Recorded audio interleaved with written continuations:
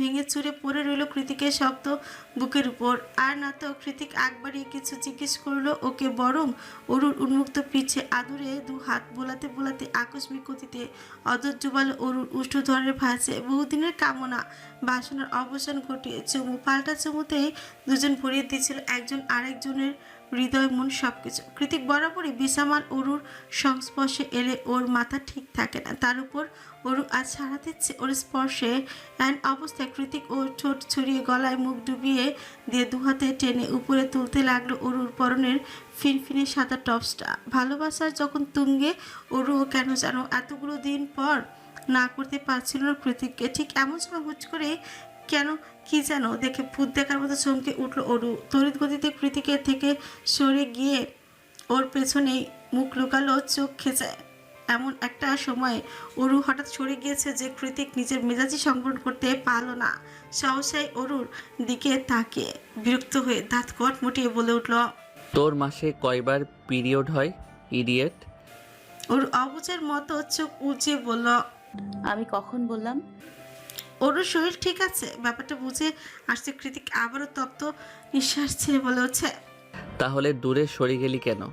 Baby, বোঝার চেষ্টা কর, একটু কাছে আয়, আমি তোকে। তৎক্ষণাৎ কৃতিককে থামিয়ে দিয়ে খেকে উঠল অরু। চুপ করুন, বেহায়া লোক, সবাই দেখছে। অরুর চোখের ইশারা অনুসরণ করে কৃতিক তাকাতে দেখলো জানলা দিয়ে সায়র, অর্ণব, এলিসা চোখ বড় বড় করে ওদের দিকে তাকিয়ে আছে।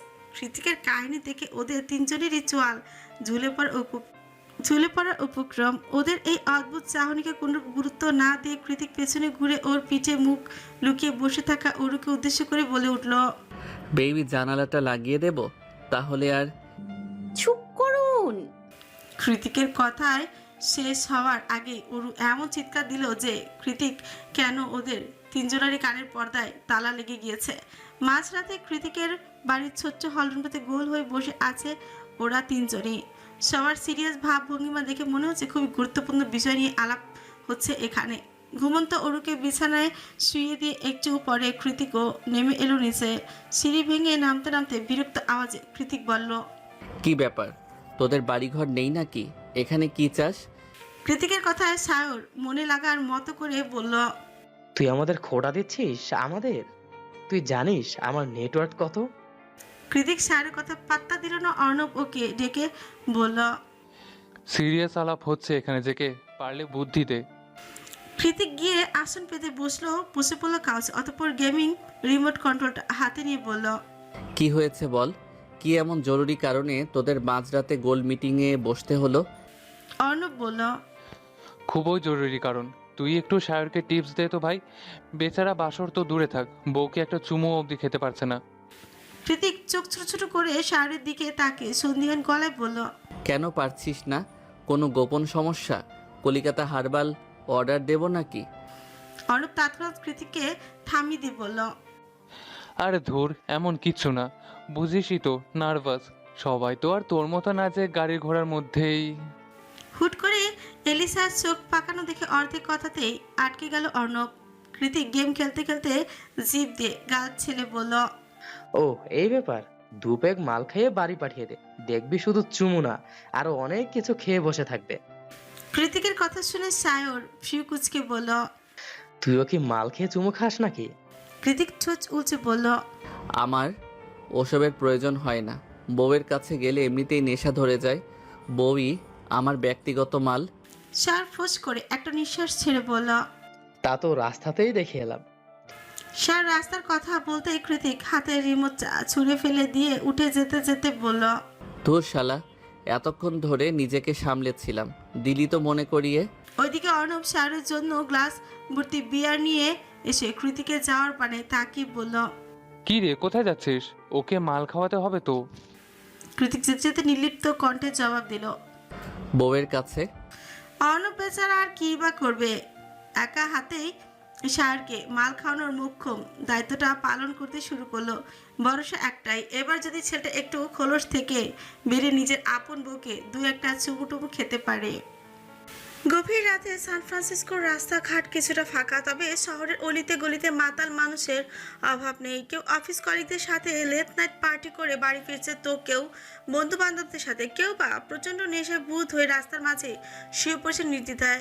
ওয়েল, আমেরিকাতে এটা নতুন কিংবা আশ্চর্যের কিছু নয়। এই মাতালদের ভিড়ে আজ এক নতুন মাতাল যোগ হয়েছে। নাম তার শায়র আহমেদ। সে হলো ফরেনিয়ার মাতাল। শায়র আমেরিকান সিটিজেন বহু বছর ধরে, কিন্তু কৃতিক অর্ণব এলিসার মতো উদ্ভ্রান্ত আর অনেকটা উগ্র টাইপ থ্রিলিং বন্ধু বান্ধবদের সাথে মিশেও ওর স্বভাব চরিত্রের পরিবর্তন হয়নি একটুও। হতে পারে ওদের সাথে মিলে অনেক উল্টোপাল্টা কাজে সঙ্গ দিয়েছে শায়র, কিন্তু এইসব কাজে সবসময় শায়র থাকতো পেছনের সারিতে, আর সবার সামনে কৃতিক। ছেলেটার জন্মই হয়েছে বোধহয় সবার সাথে বেয়াদবি করার জন্য, রিডিকুলাস। এক কথায় কৃতিকের সাথে তুলনা করতে গেলে শায়র হলো শুদ্ধ পুরুষ। সরলতার প্রতিভা যাকে বলে। নিজের বউকে চুমু খাওয়ার সাথে কথা কল্পনা করলেও আতঙ্কে শরীরে লোমকূপ দাঁড়িয়ে যায় তার, কিন্তু আজ নিজেকে বরাবরই শুদ্ধ পুরুষ খেতাবে ভূষিত করা এই শায়রের দুমুখ বেয়ার খেয়েই নেশা ধরে গিয়েছে। চোখের সামনে সবকিছু কেমন দুলছে, ওর মনে হচ্ছে ও মেঘের মতো হাওয়ায় ভেসে ভেসেই বাড়ি ফিরছে। কি আশ্চর্য চমৎকারী অনুভূতি। এক পর্যায়ে ভাসতে ভাসতে ঘরের দুয়ারে পা রাখলো শায়র। শায়র যখন বাড়িতে ফেরে তখন নীলিমা কোমরে ওড়না গুজে ঘরের কাজ করে ভীষণ ব্যস্ত। সে একদিকে ঘরদোর ভ্যাকুয়াম করছে, অন্যদিকে একটু পর পরই দৌড়ে গিয়ে দক্ষ হাতে কড়াইয়ে স্পাপচুলা নাড়ছে। নীলিমার কর্মকাণ্ডে হয়তো কেউ কল্পনাও করতে পারবে না যে এই মেয়েকে শায়র বিয়ে আসর থেকে তুলে এনে জোর করে বিয়ে করেছে। মাত্র 2 মাস যেতে না যেতেই কেমন পাক্কা ঘরণী হয়ে উঠেছে সে। আচ্ছা, নীলিমাকে কি আসলে জোর করে বিয়ে করা হয়েছিল নাকি অন্য কিছু? কাজের ফাঁকে হঠাৎ শায়রকে দেখতে পেয়ে নীলিমা তড়িঘড়ি করে এগিয়ে এসে বলে উঠল, দেখুন না, সন্ধ্যা হতেই ঘুমিয়ে গেছিলাম। রাতের রান্না বসাতে একদম মনে নেই। থাক, মঙ্গল গ্রহ থেকে খেয়ে এসেছে। অস্ফুট এই কথাটা বেরিয়ে এলো চালমাচাল শায়রের মুখ ফসকে। শায়র এহেন অদ্ভুত কথার মানে বুঝতে না পেরে নীলিমা দরজার দিকে এগিয়ে এসে ফিকুসকে শুধল। কি বললেন? নীলিমার কথার প্রত্যুত্তর কিছু জবাব দিল না শায়র, উল্টো ওকে সূক্ষ্ম চোখে পরক করে আঙুলের কর গুনতে গুনতে পিরপিরালো। একটা বউ, 2টা বউ, 3টা, 4টা, হ্যাঁ 10টা বউ। চোখ দুটো বড় বড় করে মুখের উপর এক হাত ধরে বিস্ময়কর কণ্ঠে কথাটা বললো শায়র। শায়রের কথার আগামাতে কিছু বোধগম্য নয় নীলিমার। এত রাতে কিসব মস্করা বুঝতে পারছে না ও, তাই শায়রের উপর কিছুটা চটে গিয়ে নীলিমা ঝাঁঝিয়ে বলে উঠল, কি বলছেন এসব আবল তাবল? আর 10টা বউ বা কোথায় পেলেন? সুর থেকে তো আসেননি, তাহলে কোথা থেকে এসেছেন সত্যি করে বলুন। শায়র একটু দম নিয়ে ভাবলো, অতঃপর একটু আঙুল উঁচিয়ে সিলিংয়ের দিকে দেখিয়ে বলল, জুপিটার থেকে। মাত্রই তো স্পেসশিপে ল্যান্ড করলাম। শায়রের কথায় নীলিমা ছোট চিপে হাসি সংবরণ করে বলল, তার মানে আপনি বলতে চাইছেন আপনি এতক্ষণ মহাকাশে ছিলেন, তাই তো? শায়র তৎক্ষণাৎ ছোট উঠে জোরে জোরে হাবুদক মাথা নাড়ল। তা মহাকাশে মদ কোথায় পেলেন? শায়র দীর্ঘশ্বাস ছেড়ে বলল, আর বলো না, মাঝ আকাশে এলিয়েনগুলো হকারি করছিল। খুবই দরিদ্র ওরা, দেখে মায়া হলো, তাই কিছু মদ দিয়ে 2টো টাকা কিনেছিলাম। নীলিমা ভাবাচাকা খেয়ে গেল শায়রের প্রত্যুত্তর শুনে। ওকে আরেকটু বাজে দেখলে মন্দ হয় না সেই ভেবে এবার আরো দ্বিগুণ উৎসাহে নিয়ে কৌতুক কঞ্চে নীলিমা শুধল। তা এখন আপনি কোথায় আছেন? শায়র ঢুলতে ঢুলতে হলের কাজের উপর গিয়ে বসে পড়ে বলল, কোথায় আবার চাঁদে? অর্ণবের বাচ্চাটা কি জোরে জোরে স্পেসশিপ চালায়, মাথাটা ঘুরে গেল আমার। এমনিতেই মদ খেয়েছি, তার উপর যদি নেশা ধরে যায় তাহলে কি হবে বলো তো? আমি তো ভুলভাল বকতে শুরু করব তখন। নীলিমা শায়রের দিকে এগিয়ে গিয়ে উদ্বিগ্ন কণ্ঠে বলল, আচ্ছা, আপনি যদি চাঁদেই থেকে থাকেন তাহলে বলুন তো আমি কে? শায়র তৎক্ষণাৎ ভ্রুকুঞ্চিত করে নাকটা শিকই তুলে নীলিমার দিকে দৃষ্টিপাত করে গম্ভীর গলায় বলল, তুমি আবার কে? চাঁদের সেই ডাইনি বুড়িটা না, কাজকর্ম বাদ দিয়ে যে সারাক্ষণ সুতো কাটে। কি? আমি ডাইনি বুড়ি? শায়রের কথায় খেকিয়ে উঠল নীলিমা। শায়র দিন দুনিয়া হুঁশ হারিয়ে পুনরায় চোখ মুখ কুচকে বলল, হ্যাঁ ডাইনিটা তো। কি বিচ্ছিরি দেখতে তুমি, ওয়াক। বমির ভান করতে গিয়ে অবশেষে সত্যি সত্যি বমি করে নীলিমার সর্বাঙ্গ ভাসিয়ে দিল সায়র। নীলিমার সবসময় একটু বেশি পাষাণ সায়রের মতো সফট হার্টেড লাভি ডাভি হাজব্যান্ড ম্যাটেরিয়াল ছেলের সঙ্গে ও তার ভাব জমে না খুব একটা। হয়তো নীলিমা পারেই না সেসব ভাব জমাতে, নিঃসংকোচে মুখ ফুটে ভালোবাসি শব্দ আওড়াতে। নীলিমার পাশে ভালোবাসা এত ঢাক ঝোল পিটিয়ে বলে বেড়ানোর কি আছে? দু চোখ দেখলেই তো পড়ে ফেলা যায় আদতে কে তোমায় ভালোবাসে আর কে বা ঘৃণা করে। অথচ সারের নিকট চোখের কঠিন ভাষাগুলো পড়া অসাধ্য, সাধনের মতোই দুর্লভ। কারণ সারের দৃষ্টিকোণ এতটা জটিল নয় যতটা জটিলভাবে নীলিমা নিজেকে উপস্থাপন করে। তবুও দিন শেষে সারের মতো এমন একটা উষ্ণ হৃদয়ের ছেলে কিনা এই পাষাণ মেয়েটার প্রেমে পড়তে গেল, কি অদ্ভুত না? ছেলেটা এই জীবনে বউয়ের আদর সোহাগ তো দূরে থাক, বউয়ের মুখ থেকে একটু একটু মিষ্টি মাখো মাখো কথা শুনতে পাবে কিনা সেটাই এখন দুশ্চিন্তার বিষয়। কিন্তু কথায় আছে না, মানুষের ভাবনা যেখানে শেষ হয় এসে উপরওয়ালার সূক্ষ্ম ভাবনাগুলো সেখান থেকেই শুরু হয়। আজ তেমন কিছুই হলো। সবসময় সব পরিস্থিতিতে নীলিমা সায়রকে উপেক্ষা করে গেলেও আজ গেল না, বরং সায়রকে বসিয়ে রেখে নিজেই ফ্রেশ হয়ে এসে ওকে সুন্দর করে পরিষ্কার করে দিল। অতঃপর টেনে টুনে সায়রকে নিয়ে শুয়ে দিল বেডরুমে। সায়র অচেতন নয়, তবে ওর দৃষ্টি কিছুটা ঝাপসা, তবুও স্পষ্টই দেখতে পাচ্ছে নীলিমার পান পাতার মতন ছলছলে আদুরে মুখটা। এই মুহূর্তে ওর ডাগর ডাগর চোখ দুটো ওর ঝাপসা চোখে নিবদ্ধ রয়েছে। সায়র সে কতক্ষণ ধরে ধ্যানমগ্ন হয়ে তাকিয়ে আছে দেখে নীলিমা নির্লিপ্ত কঞ্চি সুথল। তাকিয়ে আছেন কেন এভাবে? আমি তো ডাইনি বুড়ি। নীলিমার কণ্ঠে ক্ষোভ অভিমান দুটোই প্রকাশ পেল। সায়র তাতে পাত্তা না দিয়ে বোকার মতো হেসে বলল, চুমু খাবো বলে জেকে বলেছে, মাল খেলে চুমু খাওয়া খুব ইজি। সায়রের কথা নীলিমা নাক মুখ কুচকে বলল, যেমন আপনি তেমন আপনার বন্ধুরা। কি শিক্ষা! ছা! সায়র চোখ ছোট ছোট করে নীলিমার হাত টেনে ওকে কাছে এনে বলল, আসো না একটা চুমু খাই, নইলে আমি ওদের মুখ দেখাবো কি করে বলো তো? মাস্ক পরে থাকবেন ব্যাস, তাহলেই আর মুখ দেখাতে হবে না। এখন ঘুমান তো। নীলিমার কথা প্রত্যুত্তরে সায়র নিঃশ্বাস করে আদরে সুরে বলল, সেদিনের মতো ড্রেস খুলে আমার সাথে ঘুমাবে please? Actually I was enjoyed ইট। কি সুন্দর তুমি। সায়রের মাতাল মাতাল অস্পষ্ট কথা শুনে শুষ্ক ঝকিল নীলিমা। কিভাবে যেন সায়রের চোখ থেকে চোখ সরিয়ে নিল ফুট করেই। আজ প্রথমবার ওর নিজের হৃদয়টাও কেমন যেন সায়রের জন্য উথাল পাথাল করছে। মন বলছে এটাই ভবিতব্য আজ কিংবা কাল সায়রের কাছে আবেদনময়ী নারীর রূপে নিজেকে উপস্থাপন করতেই হবে। এ যে সায়রের কঠোর অধিকার, তাতে কি করেই বা বাধা দেবে নীলিমা? যার দরুন একটু আগের সেই জিদ্দি নারী সত্তাটা সায়রের পুরুষ সত্তার কাছে হার মেনে মাথা নত করে ফেলেছে মুহূর্তেই। নীলিমা ভবঘুরে হয়ে কি যেন ভাবছে তখন থেকে। সায়র সেই মুহূর্তটার ফায়দায় নিল, ওকে এক টানে নিজের দিকে ঘুরিয়ে আস্তে আস্তে ঠোঁট জোবালো নীলিমার তুলতুলে নরম রক্ত রাঙা অধর যুগলের ভাঁজে। সায়রের প্রথম স্পর্শে আকস্মাৎ কেঁপে উঠল নীলিমা। অথচ সায়রের স্পর্শগুলো কতটা নরম আর স্বস্তিদায়ক তা বলে বোঝানো নয়। এটা ছিল একটা সুন্দর প্যাশনেট চুমো, যার ফলস্বরূপ নীলিমার হৃদয় মন সবকিছু ক্রমশ নাড়িয়ে দিচ্ছে উত্তাল সমুদ্রের মতো বেসামাল ছেও।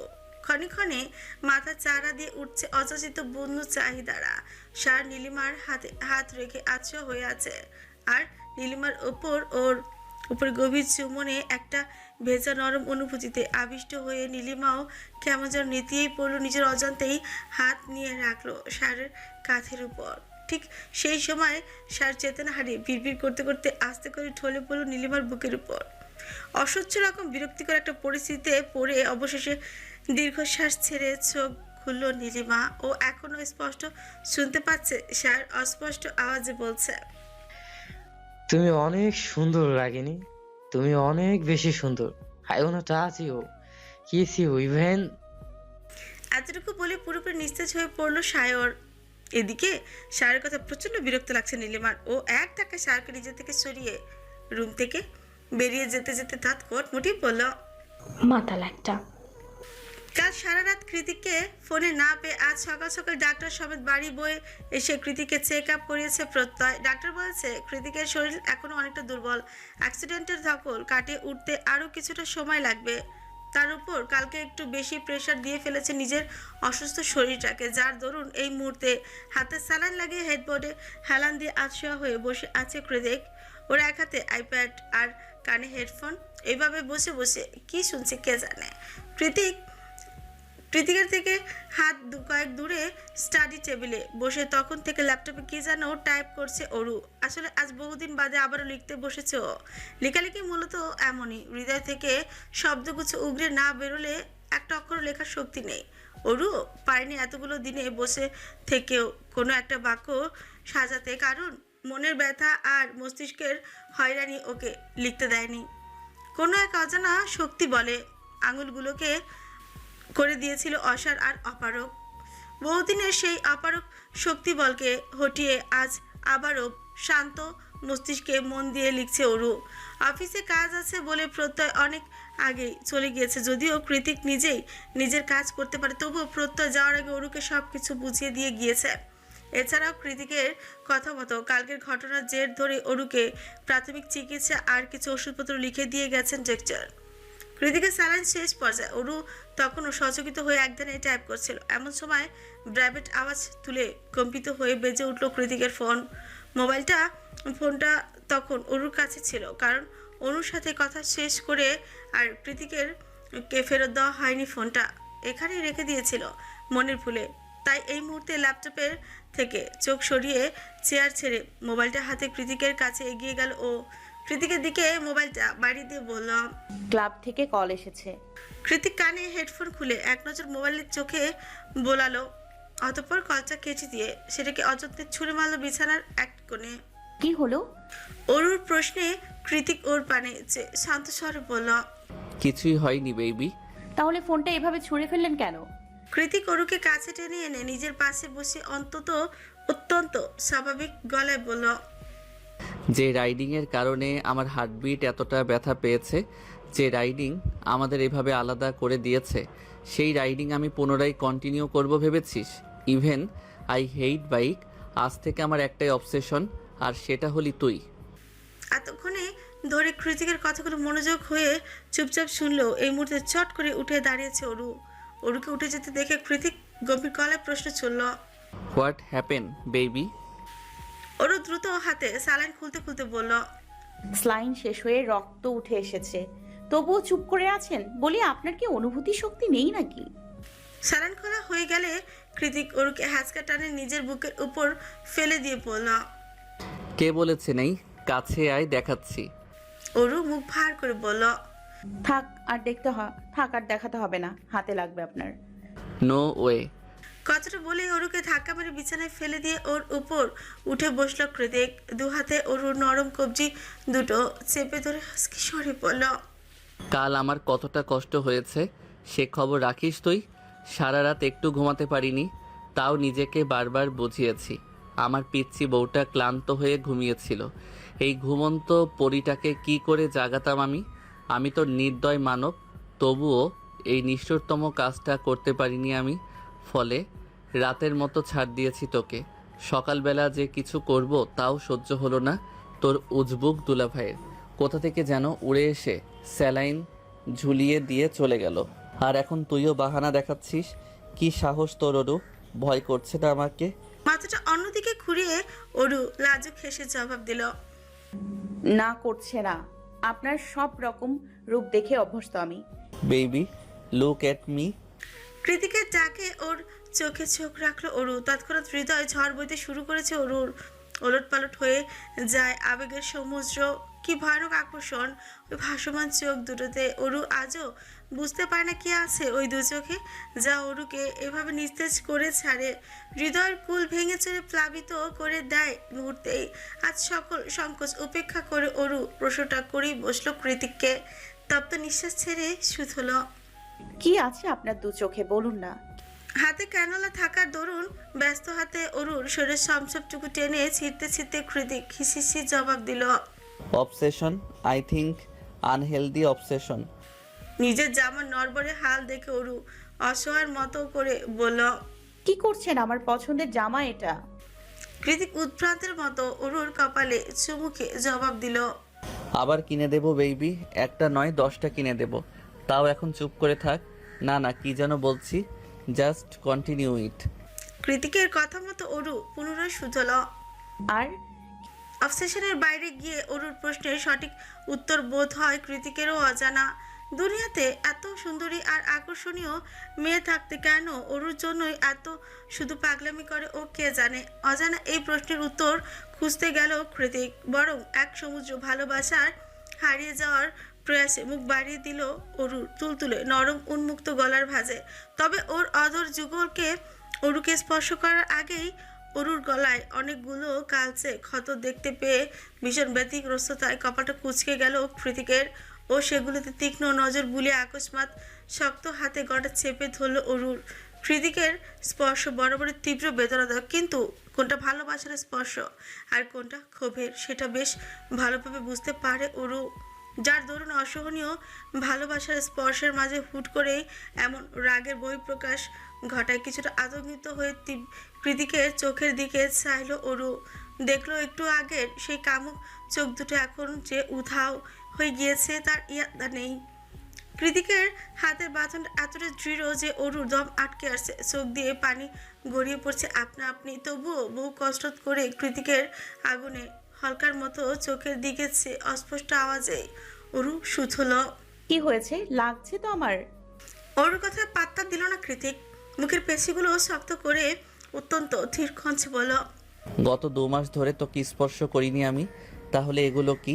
কে করেছে তোর শরীরে পার্পল মার্ক? আমার জিনিসে কে হাত দিয়েছে? শেষ কথাতে ধমকে উঠল কৃতিক। অরু নিজেও বুঝে উঠতে পারছে না কোন দাগের কথা বলছে কৃতিক। তাছাড়া কেমন করেই বা এলো এই দাগ? অরু মাথা কাজ করছে না। এদিকে ছটপট সাপ সাপ উত্তর দিতে না পারলে কৃতিক নির্ঘাত মেরে ফেলবে ওকে। সেই ভয়ে অরু আমতামতো করে বলল। আপনি কাল কথা দিয়েছিলেন আমাকে আর মারবেন না। এই চুপ, রাখ তোর কমিটমেন্ট। আগে জবাব দে, আমার জিনিসকে এভাবে স্পর্শ করেছে? নয়তো আজ তোর শরীরের কোনো জায়গা বাদ রাখবো না আমি ওরও, রক্তাক্ত করে ফেলবো একদম। এর থেকেও বেশি জঘন্য অবস্থা হবে তোর।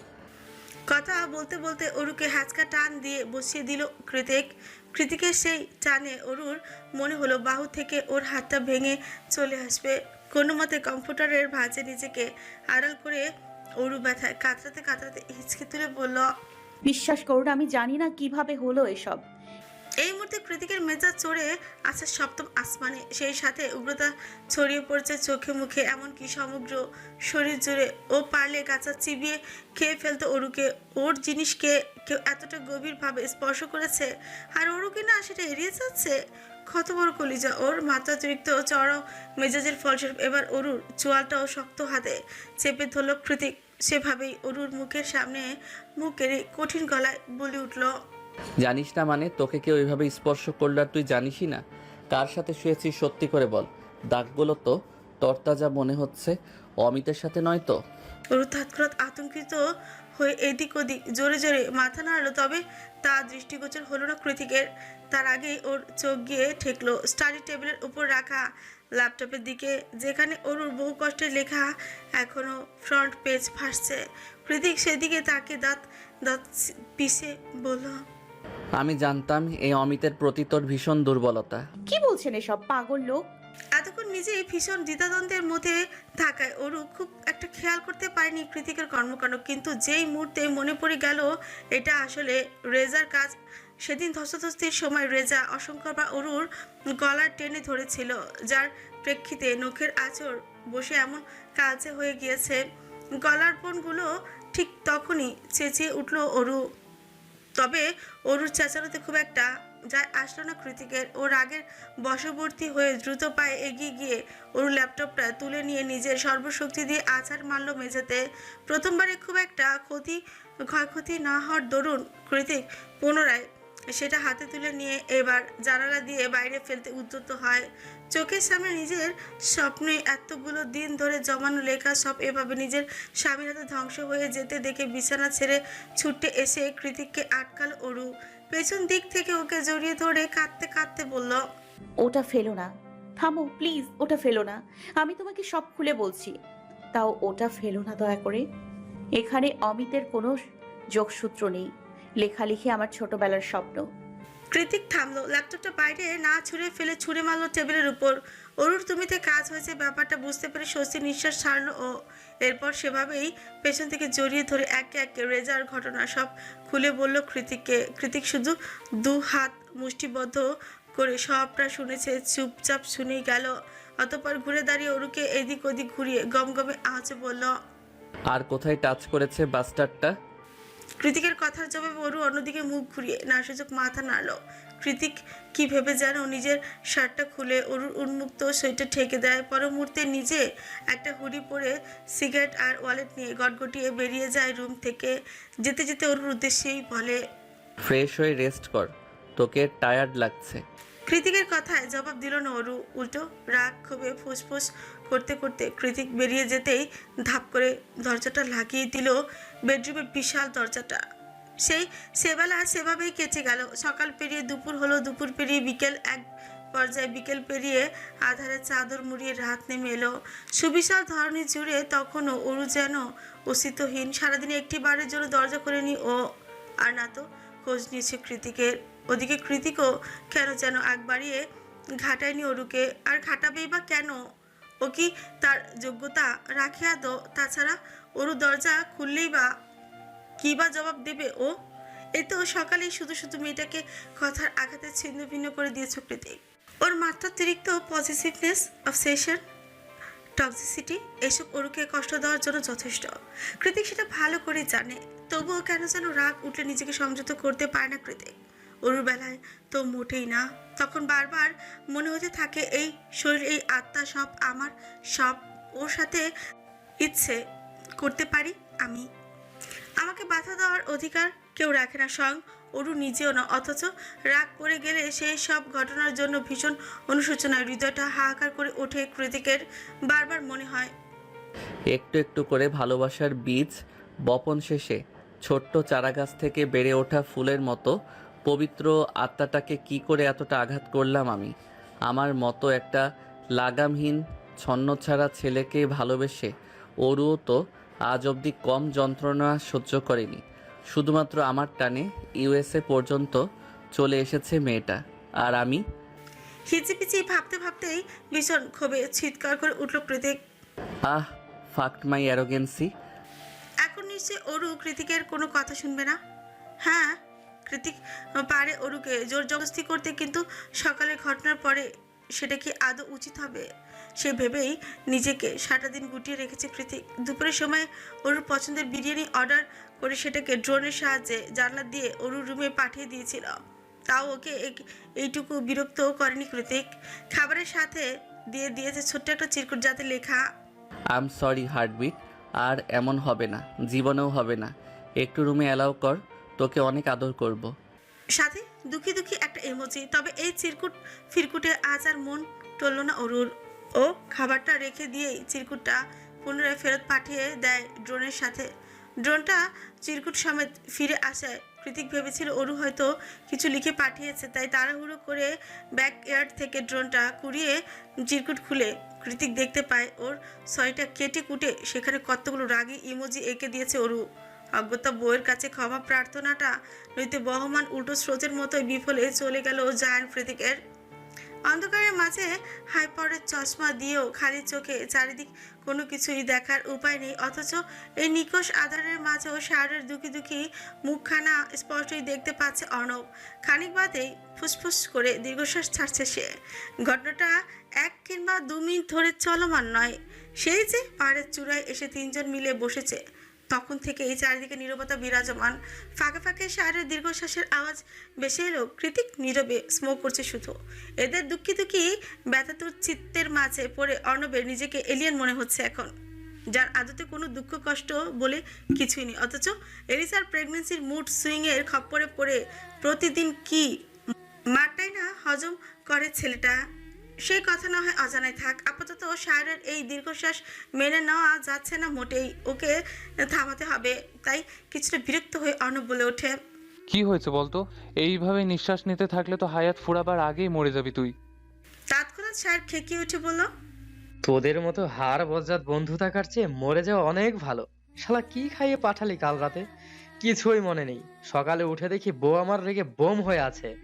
অর্ণব কপাল কুঁচকে বলল, চুমু কি খেয়েছিলি নাকি খাসনি? রাগটা করেছে কেন সেইটা তো নিশ্চয় জানিস।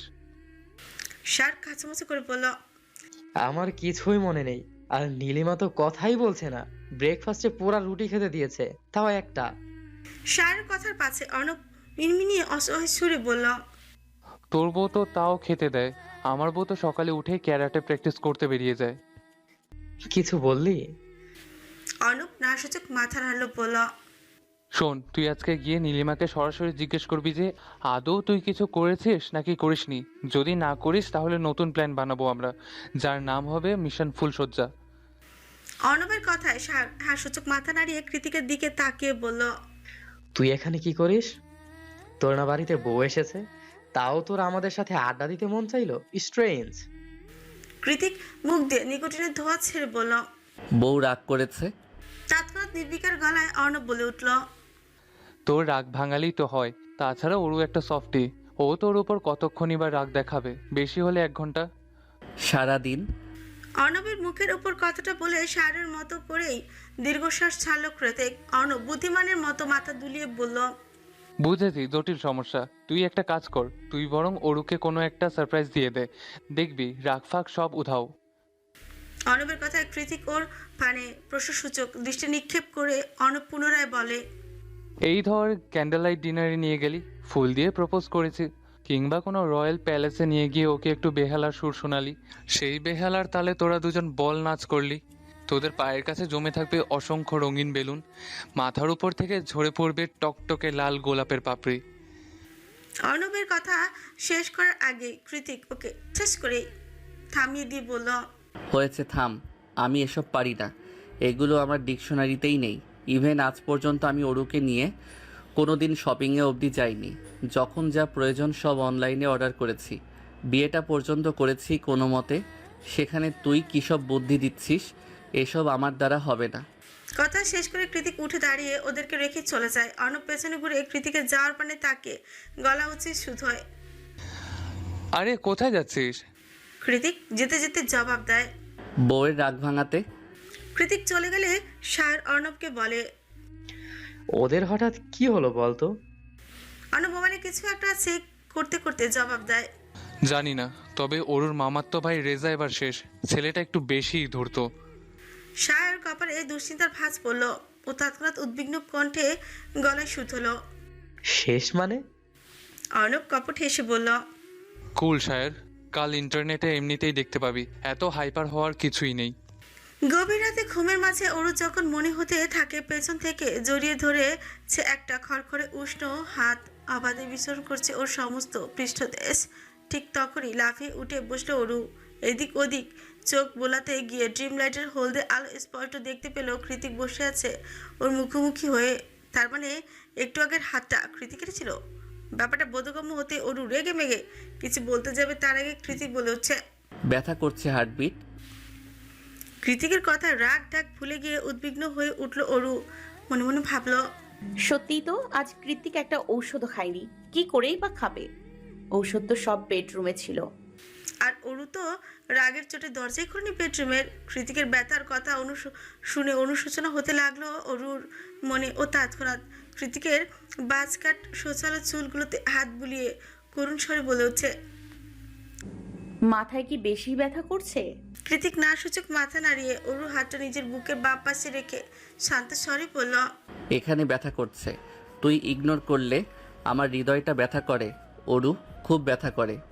মেঘলা আকাশ, বাইরে ঝড়ো হাওয়া বইছে প্রবল বেগে। মাথার উপরে পাইন গাছগুলো অন্ধকারের মাঝে উথাল পাতাল হয়ে উঠছে, যেন কোনো বিদঘুটে জন্তু জানোয়ার। খুনাক্ষর ভুলবশত সেদিকে একবার চোখ চলে গেলে মনে হয় এক্ষুনি ছুটে এসে বিশাল হাত তুলে থাবা বসাবে ঘাড়ে, শুষে নেবে শরীরের শেষ রক্তবিন্দু। দেখলেই কেমন ভয়ে শির দ্বারা বেয়ে নেমে আসে হিম ধরা শীতল স্রোত। এমন একটা গাছ ছমছম পরিবেশে নিদারুণ ভঙ্গিমায় ব্যালকনিতে বসে আছে নীলিমা। ওর কোনো হেলদোল নেই। এই দমকা বাতাসে যেন এক নির্জীব আত্মা। খুলে রাখা রেশমের মতো চুলগুলো সেভাবে উড়ছে এলোমেলো হয়ে নীলিমাকে উদাসীন দেখাচ্ছে। সেই সন্ধ্যা থেকে কি এক যেন অযাচিত ভাবনায় বুঁদ হয়ে আছে মেয়েটা। মনের মাঝে চলছে হাজারো জটিল সমীকরণ, যা ওর একান্ত নিজের। সমীকরণের সমাধানটা যে নীলিমার অজানা তেমনটা নয়। ও তো স্রেফ নিজের যোগ্যতা আর অপরিণামদর্শিতা নিয়ে দ্বিধাদ্বন্দ্বের মধ্যে আটকে আছে। তবুও আজ মন বলছে এবার একটা সমাধান প্রয়োজন, সত্যি প্রয়োজন। সারের মতো এমন একটা সজীব হৃদয়ের পুরুষের সাথে ঘর বাঁধতে হলে আরও আগে প্রয়োজন। সারের নাম নিতে না নিতেই রুমে এসে হাজির হলো সায়র। কাঁধে তার ছোট্ট ব্যাকপ্যাক, মনে হয় শ্যুট ছিল আজ। সারের উপস্থিতি টের পেয়ে নীলিমা পেছনে ঘাড় ঘোরালো। সায়র একটা ক্লান্ত মাখা হাসি নিক্ষেপ করলো নীলিমার পানে। নীলিমা সেভাবে নিষ্পাপ চোখে তাকে রইল শুধু। সার ব্যালকনির দিকে দুকদম এগিয়ে এসে নীলিমাকে বলল, রান্না করেছো কিছু, নাকি আমি করব? ওয়েল, সারের এই কথাটা নীলিমার কাছে নতুন কিছু নয়, কারণ গত 2 মাসে নীলিমা হাতে গোনা কয়েকদিন রান্না করলেও বেশিরভাগ সময় রান্নাবান্নাটা সায়র নিজেই করে। যখন সময়ের অভাবে করতে পারে না তখনই বাইরে থেকে খাবার অর্ডার দিয়ে দেয়। তবুও রান্নাবান্নার জন্য নীলিমাকে হুকুম করে না কখনো। সায়রের কথার পাশে নীলিমা জানালো, করেছি, ফ্রেশ হয়ে আসুন, আমি খাবার বাড়ছি। পরিবেশটা কিঞ্চিত অসহনীয় আর দম বন্ধকর। কেমন যেন গুমট ভাব প্রকাশ পাচ্ছে নীলিমার আচার আচরণে। এ যেন তীব্র ঝড়ের পূর্বাভাস। অবশ্য বাইরেও ঝোড়ো হাওয়া বইছে খুব। তাই বেশি কথা না বাড়িয়ে ফ্রেশ হওয়ার উদ্দেশ্যে জলদি ওয়াশরুমে ঢুকে গেল যায় সায়র। আর যখনই বেরিয়ে আসে তখনই দেখতে পায় ডাইনিংয়ে খাবার বেড়ে অপেক্ষা করছে নীলিমা। মকমলের মতো নরম ভাত চাওয়ালের গলায় ঝুলিয়ে সায়র এগিয়ে গিয়ে খেতে বসলো চুপচাপ। সবকিছু এখনো আগের ন্যায় থমথমে। নীলিমা কেমন যেন আজকে একটু বেশি চুপচাপ। চুলফুল খুলে অমন বারান্দায় বসেছিল। পাইন গাছের পেত্তি ভর করলো না কিনা সেটাও ভাবনার বিষয়। সার ভাবলো কিছুক্ষণ, অতঃপর নীরবতা ভেঙে আগ বাড়িয়ে বলে উঠল, বলছি যে নীলিমা, কোম্পানি থেকে আমাকে বড় একটা অ্যাপার্টমেন্টে ওঠার জন্য বলা হচ্ছে। আমার ম্যানেজারও সেখানে সর্বক্ষণ কর্মরত থাকবে। তুমি যদি বলো তো এই অ্যাপার্টমেন্ট আমরা শীঘ্রই ছেড়ে দেব। নীলিমা খেতে খেতে গম্ভীর কণ্ঠে বলল, কেন? এই বাসাটায় কি সমস্যা? এখানেও তো আপনার ম্যানেজার আসে প্রয়োজন হলেই। সার একটু ভেবেচিন্তে শান্ত স্বরে জবাব দিল, আই নো, কিন্তু আমার কেন যেন মনে হচ্ছে এবার আমাদের এই বাসাটা থেকে অন্য কোথাও মুভ করা দরকার। একটা প্রপার গোছানো সংসার প্রয়োজন আমাদের। You know what I mean. নয়তো থেমে গেল সায়র। নীলিমা বেশ শান্ত স্বরে শুধল, নয়তো কি? নয়তো আমাদের সম্পর্কটা স্বাভাবিক হচ্ছে না কিছুতেই। আমার মনে হচ্ছে কোথাও একটা দূরত্ব থেকে যাচ্ছে, যেটা গুছিয়ে ফেলা খুব প্রয়োজন নীলিমা। আমি তোমার সাথে সারা জীবন থাকতে চাই, আর 5টা কাপলের মতো গুছিয়ে সংসার করতে চাই। বাচ্চা কাচ্চা জন্ম। আবারও মাঝপথে কথা আটকে গেল সায়রের। নীলিমা কিছুই বলছে না, মাথা নিচু করে চুপচাপ খেয়ে যাচ্ছে শুধু। নীলিমার নীরবতা সায়রকে পীড়া দেয়। অজানা অধিকার বোধে ফুঁসে ওঠে হৃদয়টা। তবু নিজেকে যথাসম্ভব সংযত রেখে গম্ভীর কণ্ঠে সায়র বলে, হতে পারে আমার এই পুরাতন অ্যাপার্টমেন্টই সেই দূরত্বের একমাত্র কারণ। নয়তো এখনো সংসার ফিলটা পাচ্ছি না কেন? কেনই বা কাছে থেকেও তুমি এত দূরে? এবার একটু বেশি বাড়াবাড়ি হয়ে গেল মনে হচ্ছে। সায়রের কথায় কোনো প্রত্যুত্তর না করেই টেবিল ছেড়ে উঠে যায় নীলিমা। ওর থমথমে চেহারা শুরুতে রাগ স্পষ্ট। নীলিমাকে চলে যেতে দেখে সায়র ওকে আবারও পিছু রেখে বলে, সত্যি করে বলো তো, তুমি এখনো আমার উপর রাগ করে আছো তাই না? জোর করে বিয়ে করেছি বলে? না নেই, কি নেই? আমি আপনার উপর রাগ করে নেই।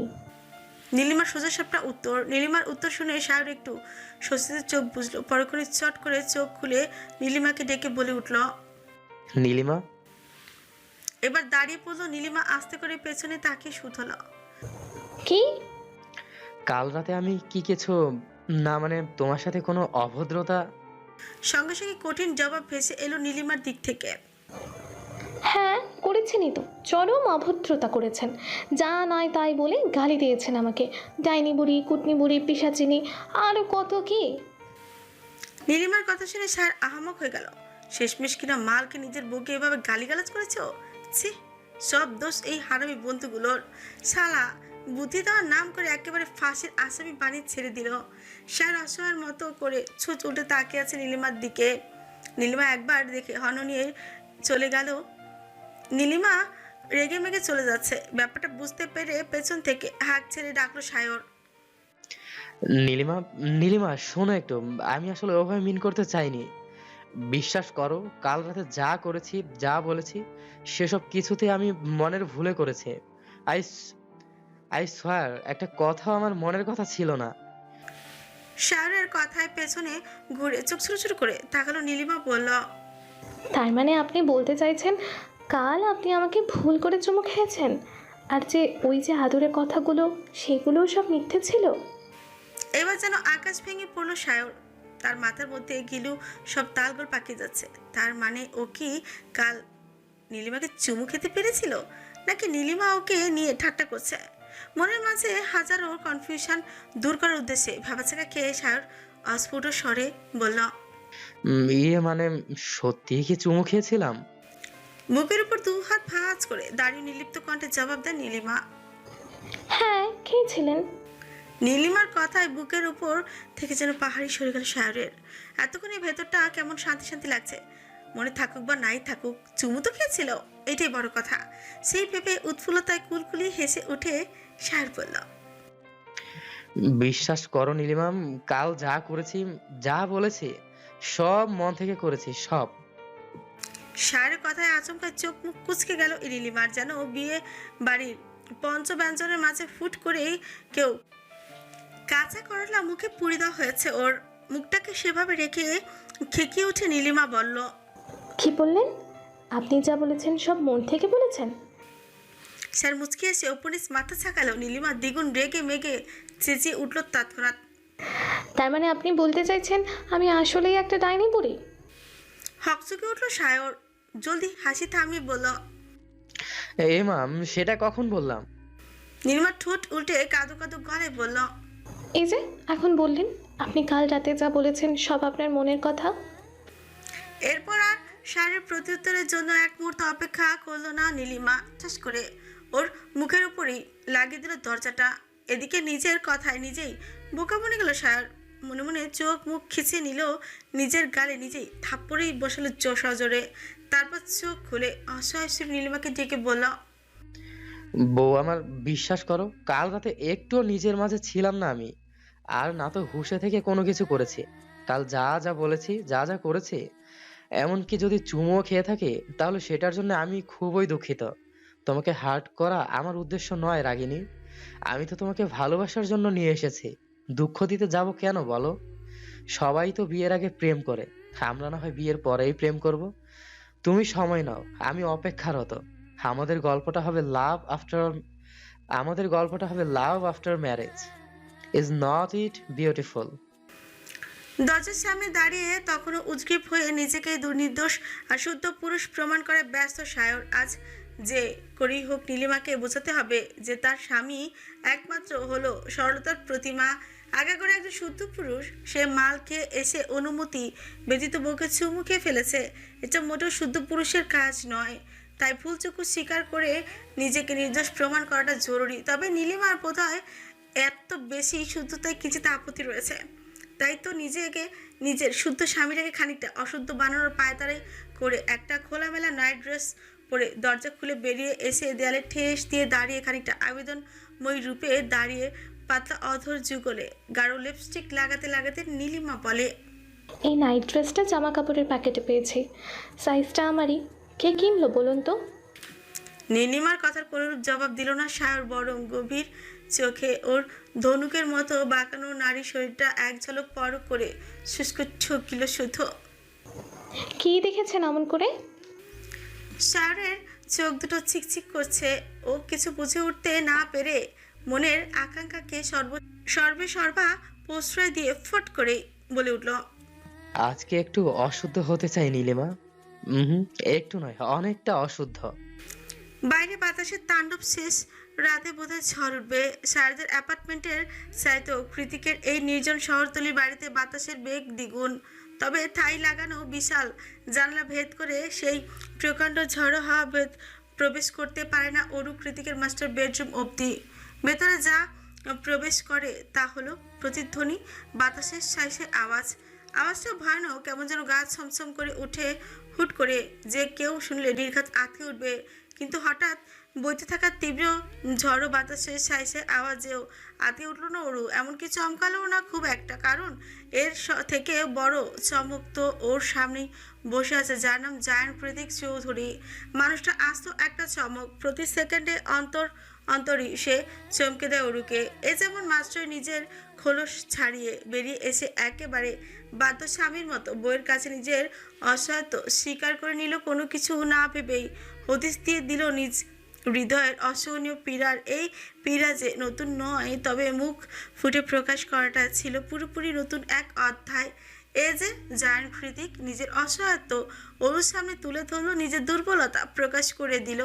এটা কি ছাত্রখানি কথা? বোধ হয় না। কিন্তু ওরুও তো কৃতিকের বাঁকা পাঁজরের হাড়, এমন ঘাড় তারা পুরুষের পাঁজর থেকে সৃষ্টি হওয়া নারী তো কম যায় না। তাই তো কৃতিকের এমন আবেগে আপ্লুত কথাকেও একেবারে সোজা সাপটা অগ্রাহ্যই করলো ওরু। নিজের চূড়ায় উঠে থাকা রাগটাকে এক বিন্দুও না দমে বিছানা ছেড়ে নেমে সোজা হাঁটা দিল পাশের বেডরুমের উদ্দেশ্যে, যেখানে আগেও আর অনু ঘুমাতো। অরুর কোমল চেহারা কাঠিন্যের ছাপ স্পষ্ট। আজ বেজে চটেছে সে, তার উপর রুম থেকে অবধি চলে যাচ্ছে। ব্যাপারটা বুঝতে পেরে কৃতিক নিজেও এগিয়ে গেল অরুর পিছু পিছু। ওকে আটকানোর চেষ্টা করে বলল, বেবি কোথায় যাচ্ছিস? ব্যথা করছে তো। অরু পিছু ফিরল না, হনহনিয়ে এগিয়ে গেল করিডোর ধরে। অরু থামছে না দেখে কৃতিক এবার দু কদম এগিয়ে অরুর সামনে গিয়ে দাঁড়ালো। অতঃপর গেস্ট রুমের দরজাটা সশব্দে লক করে দিয়ে বলল, কোথায় যাচ্ছিস? অরু গাল ফুলিয়ে জবাব দিল, ঘুমাতে। কৃতিক ফিকুচকে দাঁতে দাঁত চাপলো, মাথাটা সামনে নুয়ে অরুর মুখের কাছে মুখ নিয়ে বলল, সাহস তো কম না, আমার সাথে ঘুমাবি না? সেটা আবার মুখ দিয়ে উচ্চারণ করছিস। তোকে অনুমতি দিয়েছি আমি অন্য রুমে ঘুমানোর। কৃতিকের ডমিনেশন কথায় অরুর মেজাজটা আরো বেশি বিগড়েই যায়। ও তৎক্ষণাৎ দু হাতে কৃতিকের চওড়া বুকে সজোরে ধাক্কা দিয়ে সরিয়ে দিল সামনে থেকে। তারপর গটগটিয়ে হেঁটে চলে গেল ছাদ বারান্দার দিকে। বাইরে ঝড়ো হাওয়া আর তোর বেড়েছে বই কি কমেনি, তবে এই মুহূর্তে অরুর চড়া মেজাজের কাছে এইসব ঝড়ো হাওয়া টাওয়া কিছু পাত্তাই পেল না। অরু চলে যাচ্ছে দেখে কৃতিক আবারও এগিয়ে এসে পেছন থেকে শক্ত করে ওকে জড়িয়ে ধরলো। ওকে পেছন থেকে এক নাগারে অরুর মাথায়, খোলা চুলে, পিঠে সবখানে শব্দ করে চুমু খেতে খেতে অরুকে মানানোর চেষ্টা করে বলল, baby baby I didn't mean it, you know না how much I love you. তাহলে কেন বুঝতে চাইছিস না? কেন এভাবে অবহেলা করে হার্ট করছিস আমাকে? তুই শুধু একবার বল, তুই যা বলবি আমি তাই করব। তাও প্লিজ আমার সাথে একটু কথা বল, please. Heartbeat, I can tolerate this pain anymore.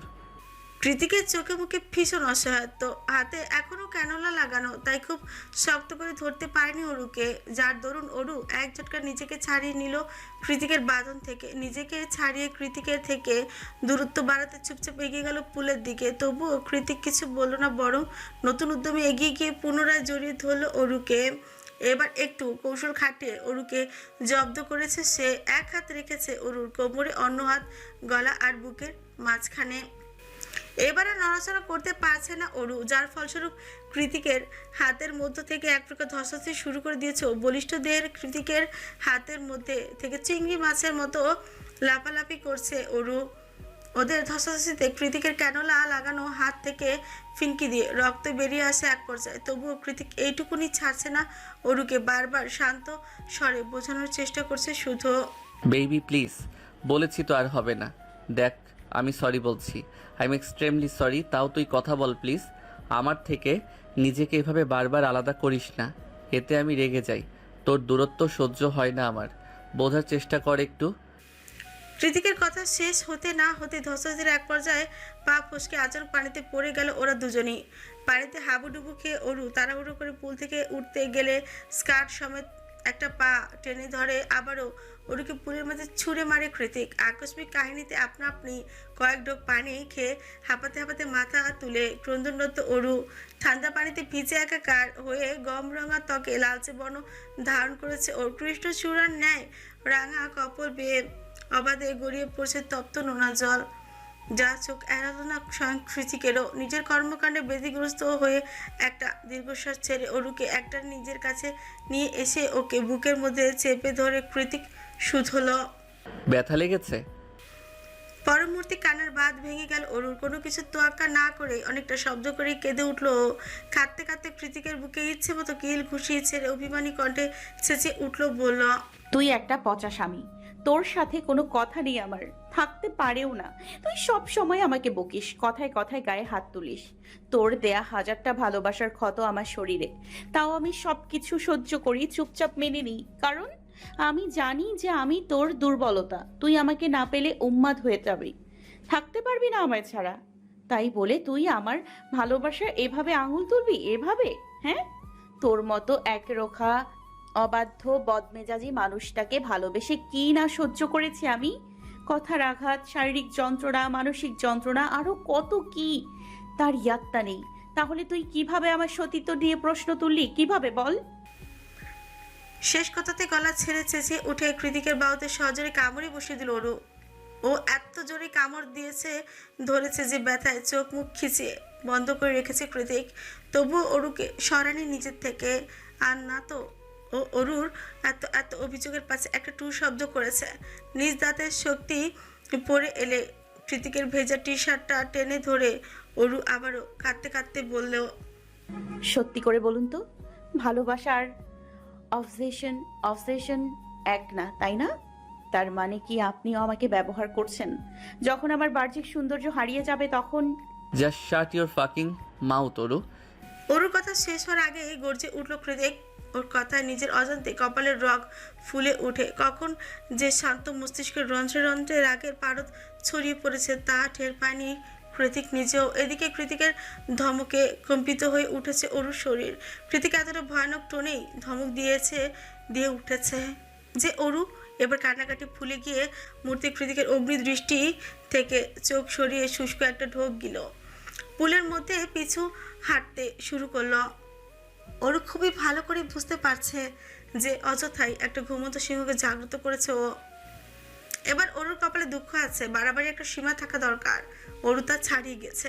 কৃতিকের হাত থেকে সেই কখন থেকে রক্ত ঝরছে তাতে অব্দি নজর নেই ওর। চোখ মুখ খিচে যা মন চায় তাই বলে গিয়েছে কৃতিককে। বলতে বলতে শেষ পর্যায়ে সে মুখ ফুসকে যেটা বলল সেটা শোনার সঙ্গে সঙ্গে রাগের চোটে গুমোট হয়ে উঠেছে কৃতিকের চোখ মুখের ভঙ্গিমা। কি বললি তুই? আবার বল। কৃতিকের গুরুগম্ভীর পৌরশালী প্রতিটি কথার ফাঁচে ফাঁচে উপচে পড়ছে কর্তৃত্ব আর কঠিন শাসন। ওর তাতে ভরকালো জিভ দিয়ে শুষ্ক অদূর ভিজে কৃতিকের ইস্পাতের ন্যায় কঠিন মুখমণ্ডলের দিকে আর চোখে চেয়ে রইল শুধু। অরুকে অনুসরণ করে কৃতিক সামনে এগোতে এগোতে চোখ মুখের আদল আরও খানিকটা কাটানাতে ফুটিয়ে তির্যক কঞ্চে বলল, কতটা ভালোবাসিস তুই আমাকে? কতদিন ধরেই বা ভালোবাসিস? তোর প্রতি আমার আসক্তি সম্পর্কে কতটুকুই বা ধারণা রাখিস তুই? তুই কি আদৌ জানিস তোর জন্যই যে আমি এমন? ওর কিছুই বলছে না, শুধু চুপচাপ ভয়ে ভয়ে পেছনে পা ফেলছে। আর কৃতিক ওকে অনুসরণ করে সামনে এগোচ্ছে, যার দরুন একজন আরেকজনের দিকে তাকে বারবার সুইমিং পুলটা চক্কর দিচ্ছে ওরা দুজন। ওরু চুপ করে আছে দেখে কৃতিক আচমকা ওকে হাঁচকা টানে নিজের কাছে টেনে এনে ওর কোমর শক্ত করে চেপে ধরে কিছুটা তাচ্ছিল্য করে বলল, তুই যখন 11 বছরের বাচ্চা একটা মেয়ে ছিলি তখন থেকে তোর প্রতি আসক্ত আমি। এই রূপ এই যৌবন কোথায় ছিল তখন? আমাকে বোঝার মতো মনটাও তো তৈরি হয়নি তখনও। কৃতিকের কথা শুনে সচকিত হয়ে নুইয়ে রাখা মাথাটাও আকস্মাত তুলে ওর চোখে চোখ রাখলো ওর। কৃতিক তির্যক হেসে বলল, I know it's not fair, কিন্তু কি করব বলতো? নারী জাতির উপর এক আকাশসম ঘৃণা আর অভিমানের ঊর্ধ্বে গিয়ে তোকে আমার ভালো লেগেছিল। মনে হয়েছিল তোর হৃদয়টা পেজা তুলোর মতন নরম আর উষ্ণ। আমার কঠিন বরফের মতো শীতল নির্জীব হৃদয়ে একটুখানি উষ্ণতার ছোঁয়া দিতেই উপরওয়ালা বোধহয় তোকে আমার নিকট পাঠিয়েছিল সেদিন। সেই উষ্ণতা, সেই ছোট্ট হাতের স্পর্শ আজও আমাকে পুলকিত করে অরু। ঠিক সেদিনের মতোই চমকে দেয় বারবার। নিজের অজান্তেই সেদিন আমার বুকে ঘুমিয়ে গিয়েছিলি তুই। ব্যাস তখন থেকে শুরু হয়ে গেল হৃদয়ে তোলপাড়। তীর তীর করে ভেঙে গেল দাম্ভিকতার পাহাড়। সেদিন আমিও বোধ করেছিলাম পৃথিবীতে বেঁচে থাকার জন্য মায়ার বাঁধনের বড্ড প্রয়োজন। আর তুই হলি আমার সমগ্র জীবনের একমাত্র মায়াপরী। সেদিনের পর থেকে নিজের স্ট্যাটাস, পার্সোনালিটি, বয়স, সম্পর্কের সমীকরণ সব কিছুর মাথা খেয়ে তোর প্রতি অবসেসড হয়ে গিয়েছিলাম আমি। চোখ বুঝলে কিংবা চোখ খুললে দিনরাত শুধু তোকেই দেখতাম। তুই আমার মাথা থেকে বের হতিস না। আমি জানতাম এটা ঠিক নয়, কোথাও একটা ভুল হচ্ছে, তাও আমি সারাক্ষণ তোকেই চাইতাম। শুধুমাত্র নিজের অবাধ্য চিন্তা চেতনা আর বেপরোয়া ইচ্ছেগুলোর হাত থেকে তোকে বাঁচিয়ে রাখবো বলে নিজেই সরে এসেছিলাম তোর কাছ থেকে। বাড়িয়েছিলাম হাজার মাইলের দূরত্ব, দুজনের মাঝে টেনে দিয়েছিলাম তিক্ততার এক মহাপ্রাচীর। একাকী বিষণ্ণ জীবনে কতটা যন্ত্রণায় দিনরাত অতিবাহিত করেছি সে হদিস রাখিস তুই? অথচ কোনো কিছু না জেনেই আমার ভোগ করা যন্ত্রণার একাংশ ও সহ্য না করেই আজ যখন এই জায়গায় দাঁড়িয়ে কি সুন্দর আমার ভালোবাসায় নিজের ছোট্ট আঙুলটা তাক করে ফেললি ওরু। আমার থেকেও বেশি ভালোবাসিস তুই? Answer me. ওর মুখে কথা নেই, কী বা বলবো? জেনে শুনি তো ভালোবাসার মহাসমুদ্রে ঝাঁপ দিয়েছিল ও। কৃতিকের মতো করে অন্য কেউ ভালোবাসতে পারবে না বলেই তো কৃতিকের প্রেমে পড়তে বাধ্য হয়েছে ওরু। নতুন করে মনকে বোঝানোর তো কিছু নেই।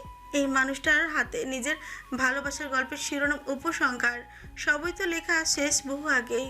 ওরু জানে কৃতিক যেমন অতিরিক্ত ভালোবাসা দেয়, কষ্টটাও তেমনি অতিরিক্ত দেয়। তাও ওরুর জান কৃতিককে চাই, মুখে 100 বার না বলেও মনে মনে 1000 বার হ্যাঁ বলে বসে আছে ও। এই যেন জেনে বিষ পান। নিজের শক্ত হাতের বাঁধন ঢিলে করলো কৃতিক। আস্তে করে ওর কোমর ছেড়ে দিতেই ভ্রম থেকে বেরিয়ে এসে কৃতিকের দিকে প্রশ্নসূচক দৃষ্টি নিক্ষেপ করে ওরু যেন বলতে চাইছে, কি ব্যাপার, ছেড়ে দিলেন কেন? এতক্ষণ এত জোরাজুরি করলেন আর এখন এভাবে ছেড়ে দিচ্ছেন? ধরে রাখুন না আমাকে। কিন্তু তার একটা কথা উচ্চারণ করতে পারলো না অরু। আত্মসম্মান তো একটা ব্যাপার আছে। অরু নির্লিপ্ত চোখে চেয়ে আছে দেখে একটা দীর্ঘশ্বাস বেরিয়ে এলো কৃতিকের বুক চিরে।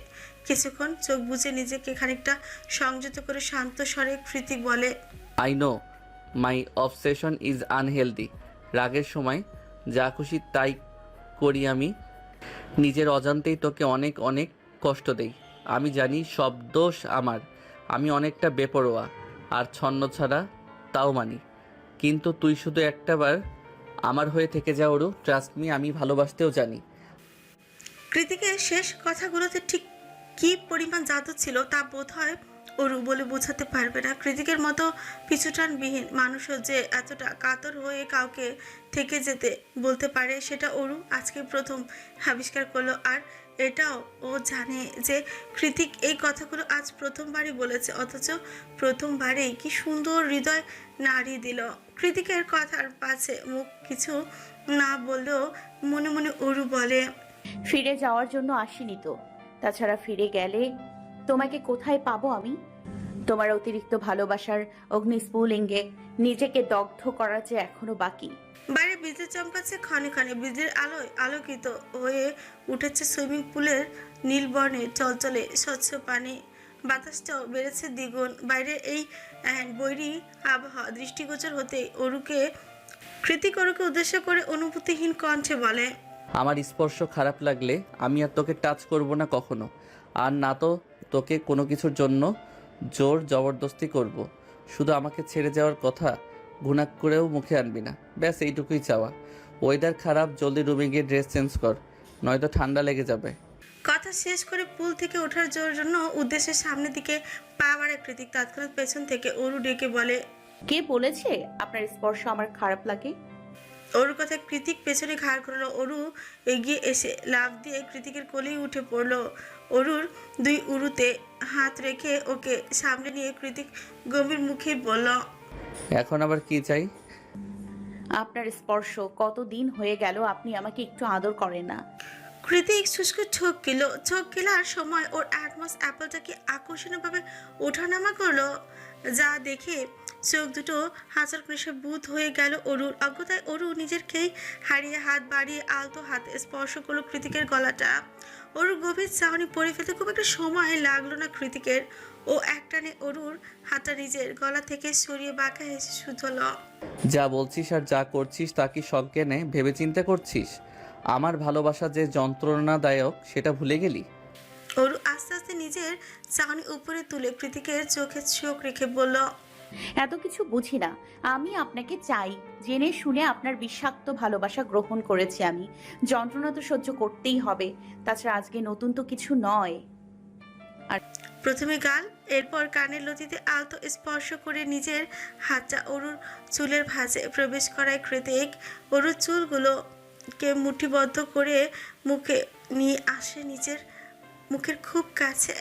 অতঃপর সেভাবেই ধরে রেখে হিসিসি কৃতিক বলে, আজ আমি একটু বেশি রেগে আছি অরু, সহ্য করতে পারবি না আমায়। আর না তো আমি তোকে কষ্ট দিতে চাইছি।